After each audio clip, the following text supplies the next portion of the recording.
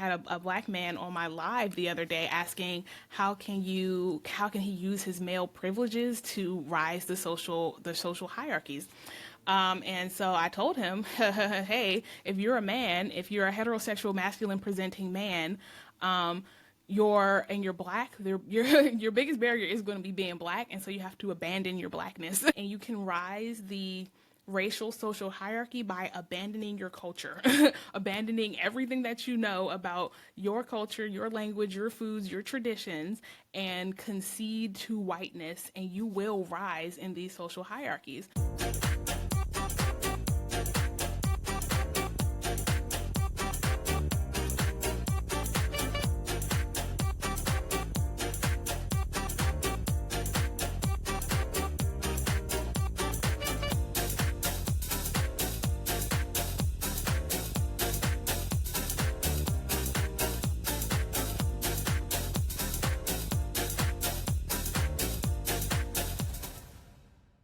And welcome back to Bri Speaks podcast. I am your host, Bri Speaks, and today we will be diving back into the matrix to talk more about these narcissistic social hierarchies of control.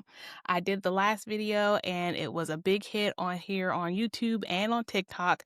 But I got a lot of feedback that I missed a whole category, which was ableism. And I was like, dang, you guys were absolutely right. And then there were some tweaks that were given to me that I felt like would make it more accurate and more applicable.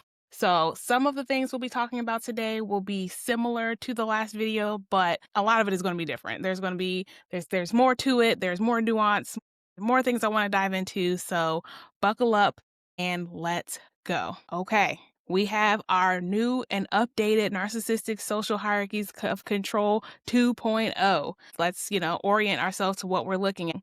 So you will see 5 levels, and we're going to call them tiers. Tier 1, Tier 2, Tier 3, Tier 4, and Tier 5. And these tiers represent the rank order of social privilege that each class of people will receive if they are in that tier. All right. I hope that was a decent explanation. But so each of the hierarchies of control are as follows: the patriarchy, which controls people through gender roles; capitalism, which controls people through class or amount of money had; corporate, or the corporate structure, which controls people through titles or status; racism, which controls people through race, of course; Abrahamic religions, which control people through morality or really external adherence to these moral standards or systems; and ableism was the last one I've added here, and it controls people through mental and physical capacity to work. All right, so those are our 6 hierarchies of control, which I still feel like it's really 5, because I always say corporate and capitalism are just, they're kind of like reflections of each other, but I specifically put corporate as a separate entity, because even if you took away the money aspect of it, it is still a hierarchy that is built to have a small amount of people control a large amount of people through a psychological means. So also, what are all of these things? So all of these things are, they're systemic groups or systemic systems of control. That's something I wanted to call out, because my last video, I don't think I emphasized that these are systemic. And I know I have a lot of white people who come into my comments saying, I've been racismed against by black people, and my mom got beat up by a black person just because she was white. And I'm just like, that is not the same as a systemic tool of control. Black people and people of color in the United States do not have the economic or political power to enact systems of control. We do not have that. We do not hold the most amount of seats in office, in Congress, seats of governors, the presidential seats in the Senate or the House. Like, in the judicial system, we do not have the systemic, economic, or political control to create systems that can oppress entire groups of people. We just don't have that power. And so when white people say, I've been racism against, you're wrong. You may have been discriminated against by a black person who, has dealt with racism from white people all their lives. So they took it out on you. And that is, never a good way for them to express their anger. But White people, you cannot be racism against. I'm so sorry. You cannot experience racism because you all have the economic and political power to control all of these systems, to control the narrative, to control the media, to control all the things that would influence a society to feel a certain way about a group of people. White people have that power. Like if you look at any movie, like the vast majority of movies, like I went to the movies the other day and I saw Tron Ares, and it was like the main character was this white man with blue eyes. The villain was a black woman who was masculine presenting. She had short hair and she was strong. The black woman, she was like the slave essentially to a white man. She was following all these orders and directions, even if they were nonsensical and, empathetically void. And then the love interest for the white man, in order to, I guess, create some diversity, it was an Asian woman, which we know that Asian is not, it's not far off from the white person when it comes to the social ranking system of race. So it was feeding the same narrative of black is evil, white is good, Asian is, good enough, if we want to ensure that things look a little bit more diverse than just outwardly making everything good white and everything bad black. So it was just like, so that's how they influence people's minds. They always show in the media that you'll always see black crime on the media, but you'll never see white crime on the media. I was just looking up some statistics from a TikToker who was talking about the child pornography that has been procured from law enforcement by race. And it was like 87%, like it was like in the 80s, 80% of all child films have been procured by the police by white people, from white people. White people have the highest rates of child hurt, harm, and exploitation in a schmexual way, and but they never talk about that. That is not talked about across the media, across the news. And in fact, they ignore it all so much. They have the popes who are never taken down from their status, and then we elected, not we, I didn't. I'm part of the 92%, of course, but then Trump was elected into office as someone who's a known uh, uh, offender, and then his best friend was Epstein, who was also a known child offender. And it's like, and we know, like, Trump too. Trump is also a child offender. We're not going to just say it was like older women that he was hurting. It was women and children.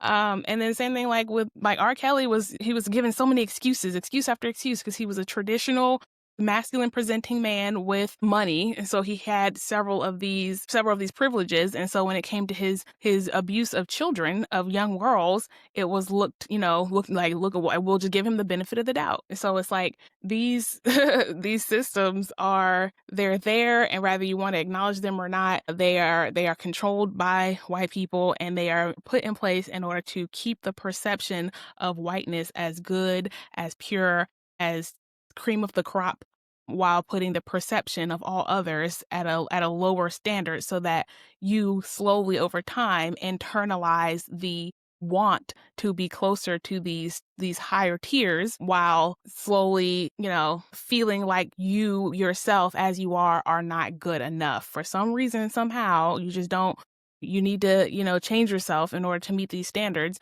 but you don't realize that you want to change yourself to meet these standards. All you know is that you want to change yourself. And that is the problem. We'll get into that later. I'm going too far, but that is the issue with these systems. So that is what these systems are. They are systemic psychological control mechanisms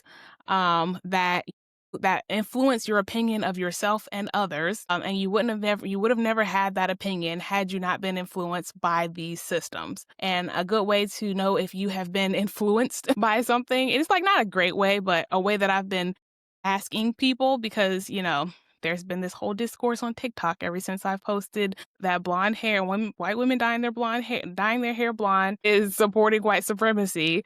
I'm still, y'all, till this, I just got a DM today from a random white woman who's like just yelling at me about this post. And I'm like, oh, there's just, anyways. And so my reflection back to them has been, or my question back has been, if you had never seen blonde hair, like if you were like a person who lived in the jungle or in the wild and you had no access to like, modern day media and you had not seen any other persons with like blonde hair, would you still want blonde hair? The answer is no. The answer is no. If you do not have blonde hair and you are not raised around blonde hair and you have not seen blonde hair being portrayed so positively in the media, you would not want to dye your hair blonde. Period, blank, full stop. And so that shows if you have no knowledge of any of these things, of these relations, it is you have been influenced by external sources feel a certain way. Like that is what it is. And I know the argument might be like, I don't know what the argument would be.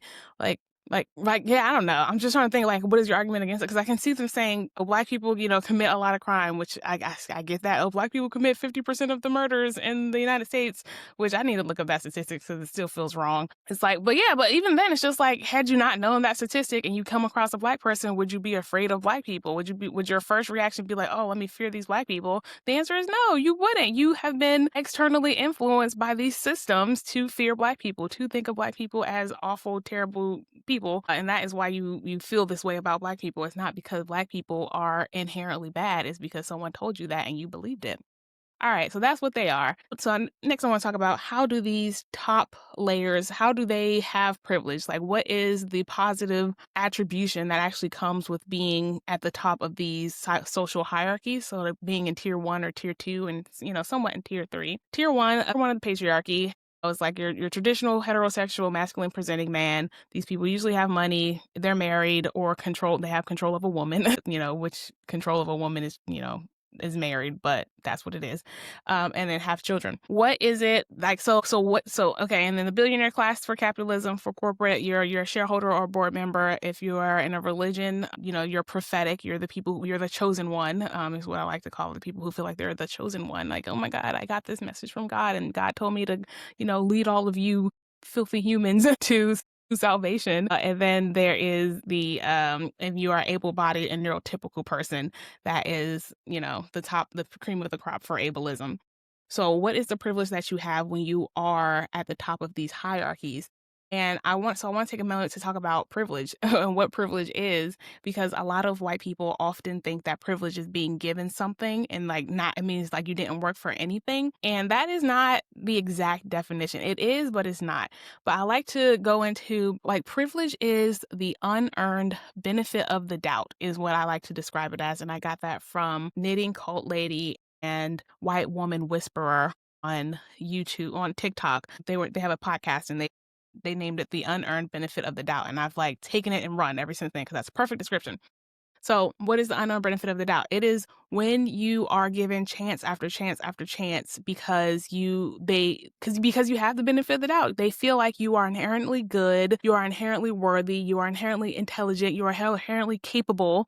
And so it is just a matter of time before you get it right, if you made a mistake, versus if you do not have these privileges and these tiers, the automatic presumption is that you are inherently dumb or inherently wrong or inherently incapable. And so if you mess up one time, you are now affirming what I've already thought. Like a good example is if I walk into a corporate setting, right? It's all, all white people because that matters. Because those are the people who have the power and have the power to grant or deny access to resources. So that's why, white people it matters. So if I go into a corporate setting and get hired for a job, and I start, I'm new to the job, so I'm just trying out things, trying out this or that, and it's not working or I make mistakes. Because I am Black, which is tier 5 of the racial hierarchy, right? I will not have the benefit of the doubt. I will not have that. So they'll say, so the assumption will be she is incapable. She is a bad hire. We should probably look to firing her because she doesn't know what she's doing. Whereas if I come in as a white person, especially if I'm coming in as like a rich white person and my name is Claire and I am Caucasian and I come into the same job and I make the same exact mistakes, the perception will be, oh, Claire just made a few mistakes. Claire didn't mean it. she'll get it eventually. Oh, she just needs a little bit of mentorship, a little bit of guidance. And, we just got to show her the ropes and then she'll understand. So now we both were given the same opportunity initially, and we both made the same mistake, but Claire is now given the benefit of the doubt. And so she is giving another chance. She is giving guidance. She is giving mentorship. She's giving patience, she is giving grace, and Claire then gets to the place where they want her to be. Whereas Bri, she went to the job, made the same mistake, and got fired, and got fired there shortly thereafter. And so you can see after you put that across an entire race of people, entire population of people, how all of the Claires will very quickly and very easily get ahead of all of the Bris because Claire is given the unearned benefit of the doubt. She didn't do anything to earn that benefit of the doubt. She didn't do anything that made her more trustworthy than Bri, but she was white. And so she has this unearned benefit of the doubt. It is the gift of positive perception. Like, I would say that black people have the worst PR team in the world, like which we do. Our PR team is the United States government, and they intentionally want us to look bad to the global populace. They want Black to be looked at in a negative way, and so they always put Black people in negative lights because that continues the narrative of Black is bad.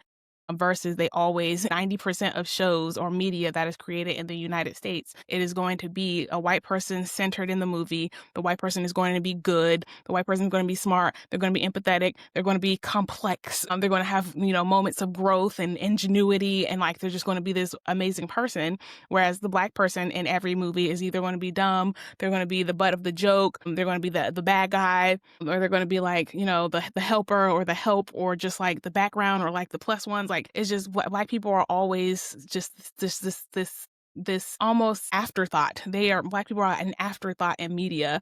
And if they're not an afterthought, they're the villain. Like, the only time we get, and even our villain characters are I feel like lacking in depth, because when I think about that Tron movie, the Black woman, she was really just a puppet for a white man, and like she was evil and awful, and she ended up like murdering the nice blonde lady, of course, and now like children will see that, and then they're going to grow up and they're going to see Black people as bad because they grew up watching Black people murder the nice white ladies, even though that's not true and that's not what happens. And we all know that violent crime happens within their own race, Black people off Black people and white people off white people.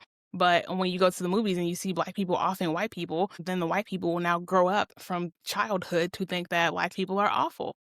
That is what, like that. And so that is what it is. And because white people have control over the media, that is always going to be the visual that they put out against Black people. And white people specifically, will just believe it. All right. So that is that's the privilege that you get from being in the top layers. You just get this perceived, goodness. And then, another good example I like to use for that one is Barack Obama versus Donald Trump. So, Donald Trump is a traditional man. He is a capitalist. He's in the billionaire class. He's a shareholder. He's white. He has this chosen one prophet, halo over his head. And he's able-bodied and neurotypical. So he's been able to do as much as he's been able to do because white America has always given him the benefit of the doubt when it comes to his motives. So no matter how much people have said, like, he's racist and he has, cases against him that show his racism, or all the women who come and say, oh, he's a womanizer and he's done all this hurt and harm to women, or he's a bad business person. How many contractors have come forward and said, yeah, I did the work and he never paid me. They will always say, like, oh, was a woman talking woman against man in the patriarchy, right? The patriarchy wins. So traditional man versus any sort of traditional woman or non-traditional or anyone, the patriarchy will win. So he got away with hurting and harming women. And when it comes to the contractors accusing him or telling people that he stiffed them and didn't pay for the jobs that they did, because he's the billionaire/millionaire and they're the upper working class or the middle class, the billionaire will win. And so he won. When it comes to racism, all the Black people who said, he wouldn't let us sleep in his hotels or whatever they were suing about, some sort of discriminatory practice that he was doing against Black people. Of course, Black people versus a white person's word, the white person is always going to win. So, and prophetic, if you have people who are non-religious or really just people who are in the general congregation or just inconsistent churchgoers saying that this man is not a good Christian, he is not, what you're supposed to, he's not, a good good Christian, essentially, it doesn't matter because he has been like dubbed as a chosen one, as this prophet, as this savior of the white race. And so he's able to still hold that image, despite all of his many mistakes, all of his many awfulness, all of his many actions that show that he's not Christian.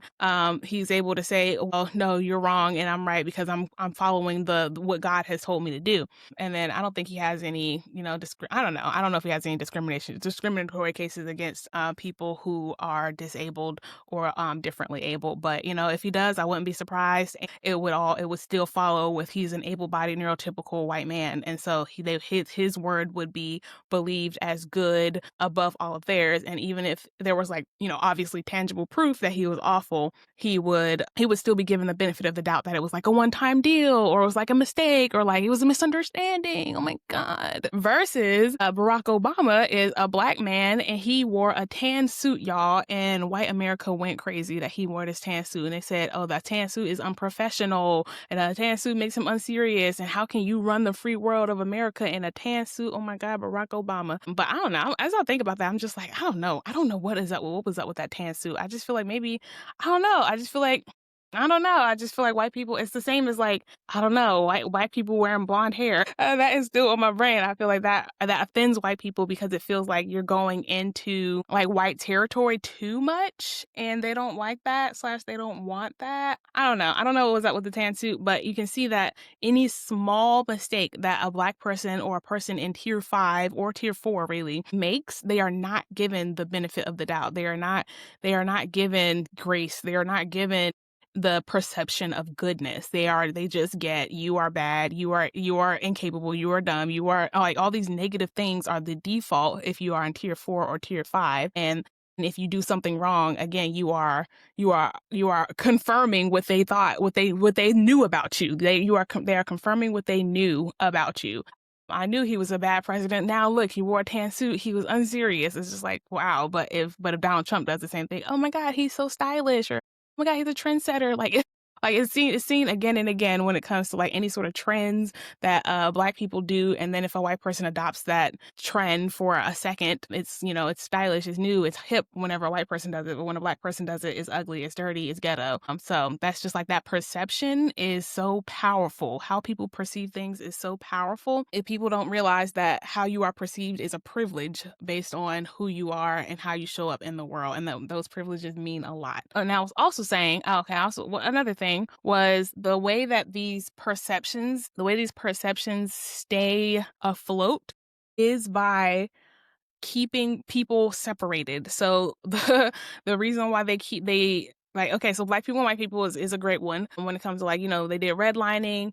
And they segregated our neighborhoods so that, there were black neighborhoods and white neighborhoods, black schools and white schools. Like, the government does that on purpose. Like, the government wants white people to fear black people. And I'm going to do a video on this later, so I'm not going to go into it too much. But because they can manipulate and exploit white people for their money, because as long as white people are afraid of black people, they can say, hey, pay me money and I will keep the scary blacks away from you. And then two, so that's one reason why they keep us separated. And then two, so if they also keep us separated because if black people and white people actually lived together and came together and saw each other on a regular basis, the lies would quickly fall apart. Like, the lies of, black is terrible, black is awful, black, all the lies that they propagate about black people, if white people actually interacted with black people on a regular basis, they would slowly but surely, hopefully, wake up and become aware of all of the propaganda against black people, and they would no longer believe it, and they would start waking up from the psychological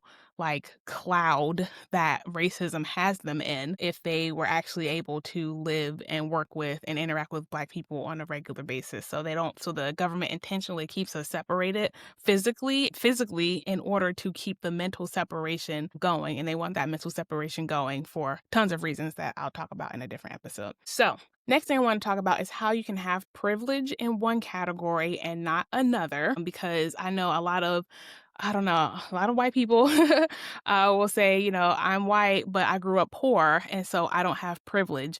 And I want to just take a moment to dissect that. Like, all of these categories of privilege, or categories of of these all these social hierarchies of control, because that's what they are. All of these hierarchies are individual hierarchies, and they work together to create the matrix. They work together to keep us all in psychological boxes, and to keep us all, separate from one another, and to keep us all, it's like, policing one another, and to keep us all blaming one another, and to keep us all fighting one another. Like, they work together to accomplish the goal of systemic oppression against all of us. But that doesn't mean that there's not one privilege. That's the thing. There's not one privilege. As we literally see here right in front of us, I have defined 6 of them.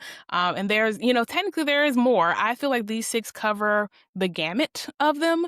But, if you want to put like pretty privilege in there, if you are a man or a woman and you're more or less handsome, and you more or less meet the Eurocentric beauty standards or conventional beauty standards, you might have some people, again, when you have, like, the higher you are in the social standard, the higher your perceived goodness is, and the more unearned benefit of the doubt that you get. And so if you are a beautiful person, you will get some privilege that maybe an uglier person who is, let's say if you're a beautiful Black person, right? You might get some privilege in a certain context of beauty that an ugly, frumpy white person may or may not get, right?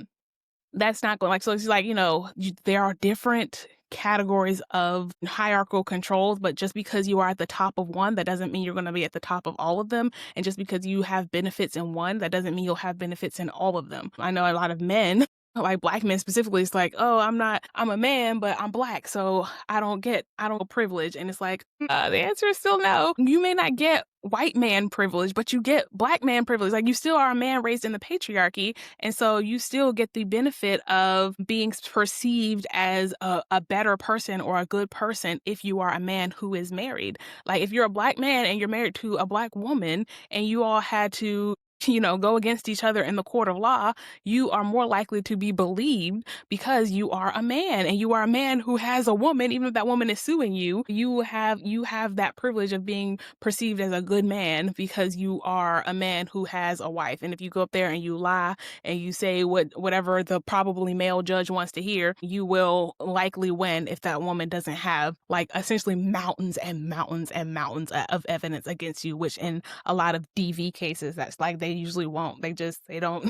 And I'm just like, even in some DV cases where they have mountains of evidence, the man still gets a slap on the wrist because the justice system was created by men, especially white men, who have weird sexual fantasies. So the punishment for raping and for hurting women and children is low because the people who made the system hurt women and children all the time. And they're like, I don't want to arrest my friends, and I don't want to possibly get arrested myself. So let's give people who ruin lives by hurting children and women in this way, let's give them a slap on the wrist. Let's give them a slap on the wrist, which is just so, yeah. And so you can be maybe a lower class person, right? And you can also still be white. And so if you're a lower class person but you're white, you will still be given opportunities or benefit of the doubt. Like, if you try a little bit, you will likely move up higher. Like, you will move higher through the corporate class, through classism, than if you're a Black person and you're a lower class and you try. Like, you won't be given the same opportunities, you won't be given the same amount of tries and opportunities. Like,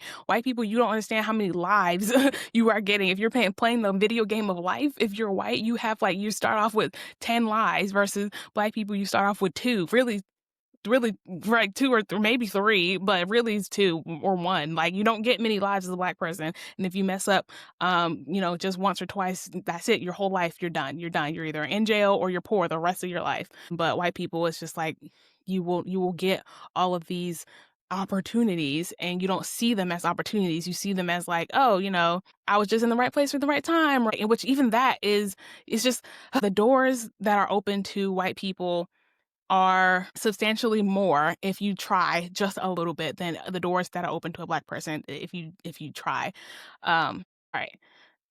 Same thing with being unemployed. I haven't really talked about this one, but this is a new category that was added, which is unemployed category. This is so tier 5, bottom tier of the corporate status, the corporate America category. It was individual contributor is at the bottom, but now I put unemployed because that is truly the most discriminated against. Like if you are unemployed in corporate America, it is so much harder for you to get opportunities, to be given the benefit of the doubt than if you are a person who already is working at any company at all. But if you are, a stay-at-home mom, or if you just haven't been working for whatever reason you haven't been working, it doesn't matter. People will not trust you. They'll feel like you're a risk, you're a flight risk, or something. I don't know. But maybe, from a corporate point of view, they feel like if you've been unemployed, you don't need employment. Like if you were able to survive without this job, then I can't exploit you for labor because you know what it's like to not have a job. Because I have heard, corporate business owners say stuff like, I love,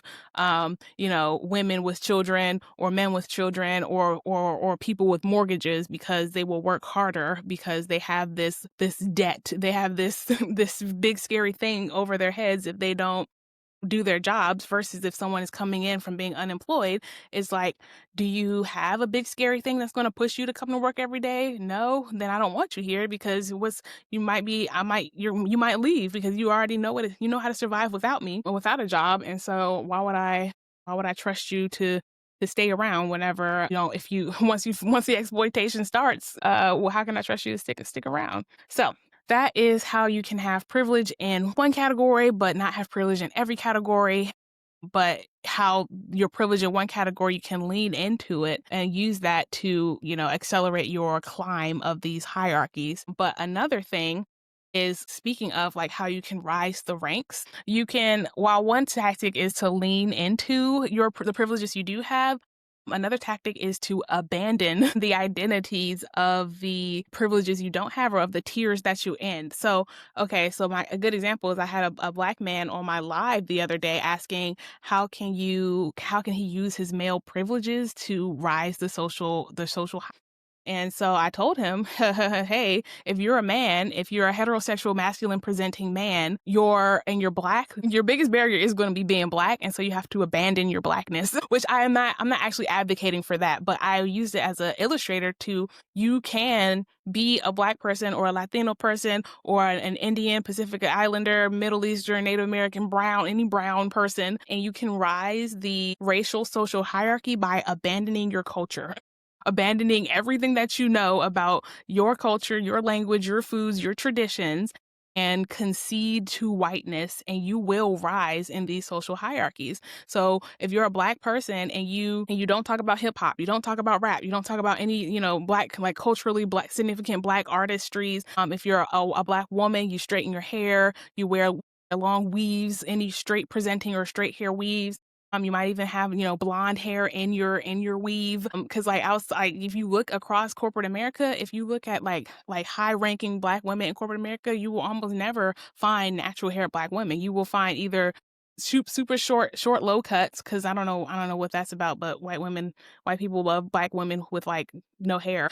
And as I say that, it's weird. It's weird and it's telling. I feel like, there may or may not be some oppressed, I don't want to call it jealousy, but yeah, I don't think they feel a lot intimidated by afros. I don't know why white people feel intimidated by afros sometimes, but they do. So they like Black women with either no hair or a bust down straight weave, so that that appeals to the whiteness. So if you're a Black woman, straight hair. If you're a Black man, clean cut. They don't like beards because white America has this weird kind of obsession with youth, if you will. And so if you cut your hair, shave your face down, make sure you don't have any locks, no cornrows, nothing stylistically that is attached to Blackness. You can have a Black wife, but if you can get a white woman as a white wife, you're like making your way up the social hierarchies for sure. That's why all of the Black athletes all have all white wives, because it's like when you're going to have all that money, you have to have a white wife. And yeah, it's like lean into happy hour culture, lean into, just with Taylor Swift or whatever. I don't know what, white culture is, whatever is popular with white culture at the moment. And you will rise the social hierarchies. Like I did it. I did it myself. I abandoned my Blackness at one point and I was able to rise to like this green tier of middle management within corporate America. But I hate here's the cost. Here's the trade-off. is you are going to lose touch with your spirit, your intuition, your true self. You will lose touch with that as you put on this mask of being someone who you are not. You will have mental health issues. You will have more anxiety because you're always going to be pretending to be something that you're not. And you will always be wondering, am I doing this right?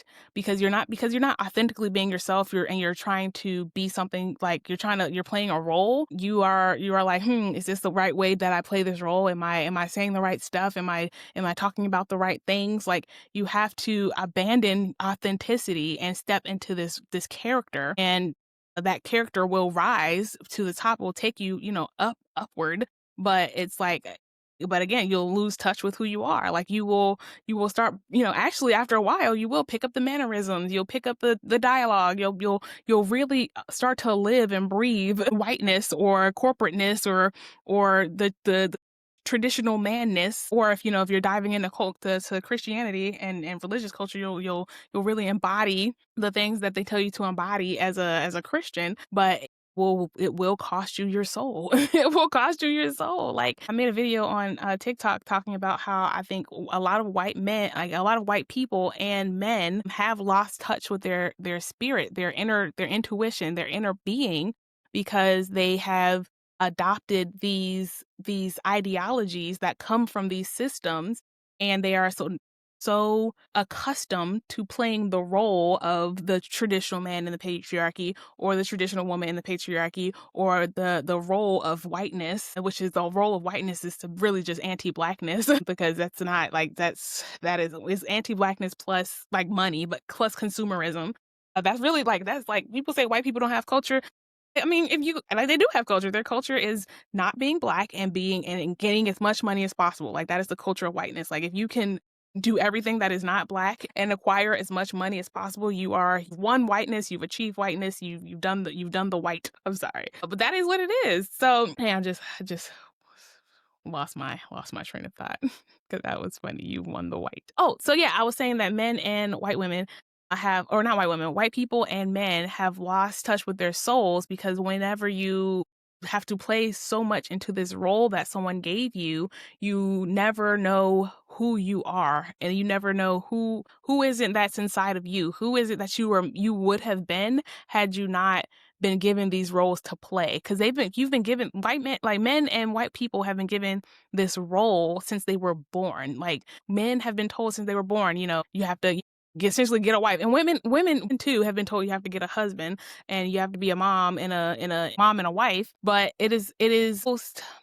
still almost more. It is I want to say more detrimental to men, because it comes with being a traditional hetero masculine presenting man, comes with not being able to express your feelings, not being able to like cry, not being able to be like vulnerable, like and that vulnerability is what gets you in touch with your spirit, with your soul. Like being vulnerable, being imperfect, and being in touch with your feelings, what you like, what you dislike, like really understanding who you are with no one else around is so important and integral to your being, just to your being. And men have not they're not given the opportunity to really just be in touch with who they are, what they want, what they like, and be okay with it. Like it's like if a man wants to, paint his nails, right? It should be okay. If a man likes another man, and they're gay, like that should be okay. Like if that is what is coming out of their spirit, out of their heart, out of their soul, out of their inner being, then that should be okay to be expressed. It has to be expressed. Like that's the thing. If you don't express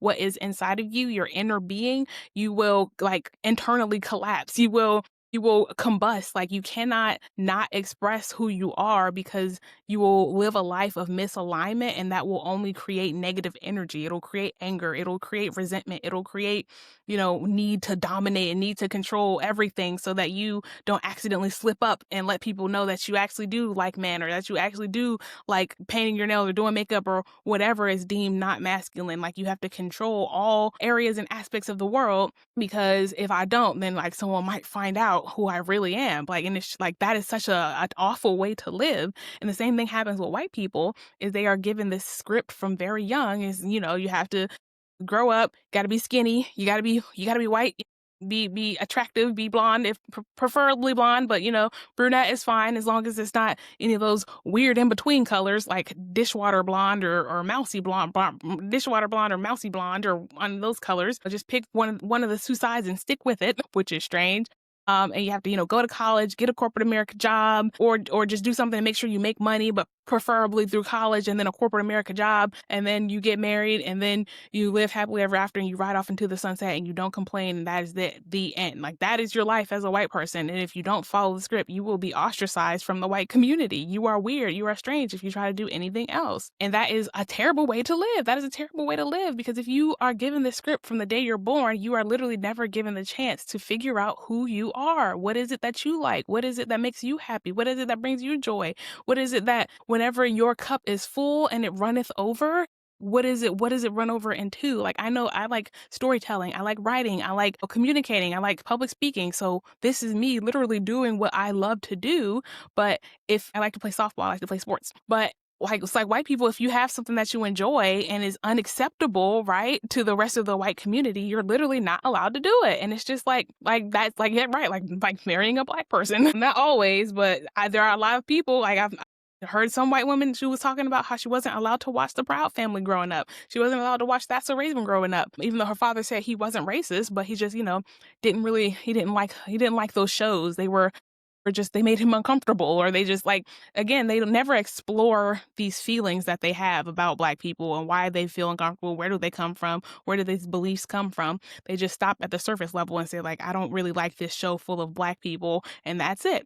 I'm not racist. It's just, I just don't like this show full of black people. Don't know why. Don't care to know why. Not going to dig into deep why. But it's just, I just don't like it, and that's it. And so that's like, that's like, white people have been given this script that they have to live this certain way.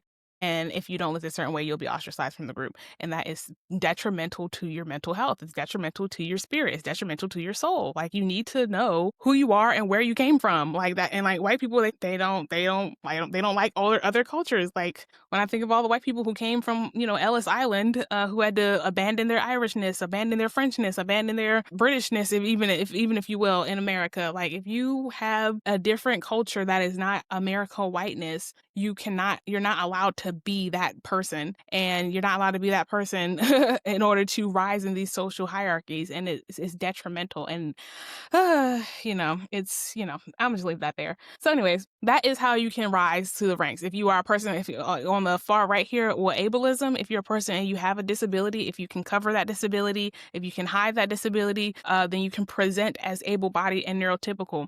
If you are, I think I covered all of them. If you're queer, you can present, as long as all of these systems are. So this is my really last wrapping it up here. All of these systems are based on external means and measurements. Like, that is the only way that they work. They can only work if we care as a society about external things. Like, if we can show everyone that I have these things, then I have worth. And people will care about me. If we can train our entire society to understand that it doesn't matter if you present masculine as a man or feminine as a woman, you can present however you want to, and you are still worthy, you still have worth.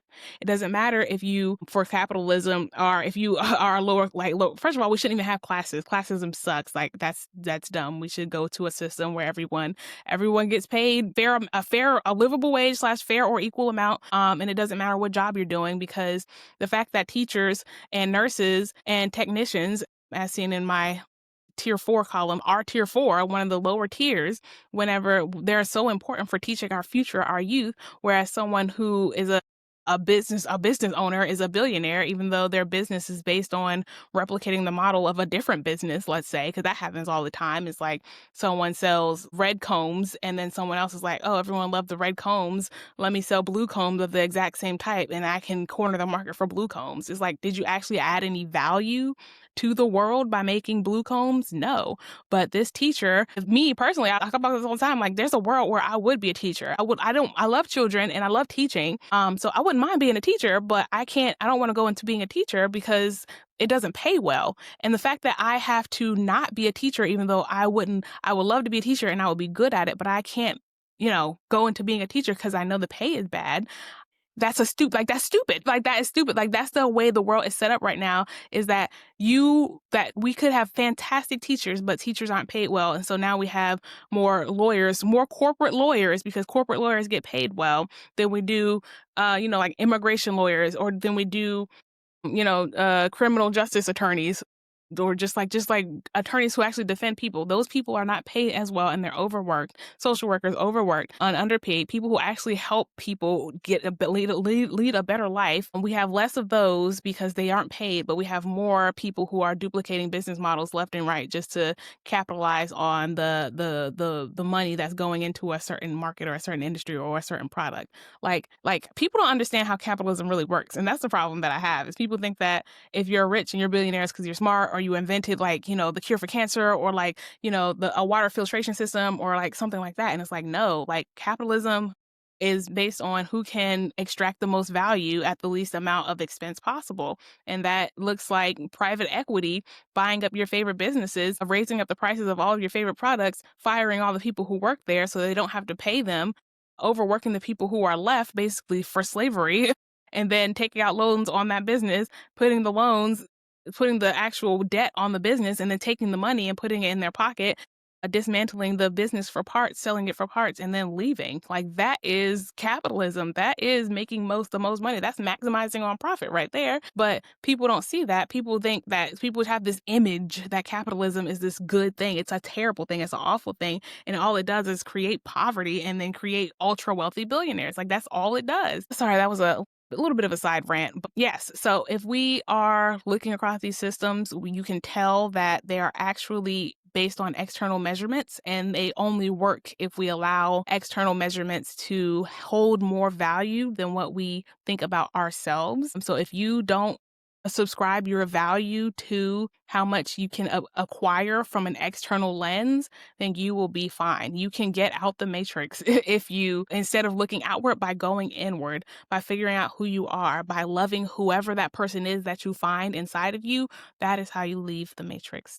Thank you for listening. I love this diagram that I've created. If you would like your own diagram, and you can have a copy all your own, and it'll be a PDF, and you can blow it up, shrink it down, and do whatever you want with it. Someone said they wanted to make a tapestry, like basically blow it up, put it on a blanket, and hang it on their wall. And I was like, that's an idea. So yeah, if you want. Hi, this is Future Bri. If you would like a copy of this PDF, you can get it at free2adhd.com. That's FREETO ADHD.com, under Social Hierarchies of Control PDF. You'll find it there, and it's $10. So thanks for coming. I am Bri Speaks on TikTok, Bri Speaks Podcast on Spotify, and Bri Speaks on YouTube. If you want more, please follow me on all of those platforms. And that is that. Thank you for coming. I will see you next time. Have a great day, and bye-bye.